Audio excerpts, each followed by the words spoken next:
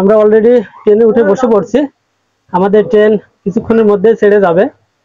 আর এই পিকনিক স্পটে এমন একটি ট্রেনের ভ্রমণ সত্যি অনেক আনন্দদায়ক। অর্থাৎ এই জুয়ান্টুম ভ্যালি পার্কে যদি আসেন তাহলে এই ট্রেনে আপনি আসবেন। অলরেডি আঙ্কেল আছে, তিনিও এই ট্রেনে অলরেডি উঠে পড়ছেন। যাই হোক, আমাদের ভ্রমণটি কেমন হয় সেটি আপনাদের দেখাবো।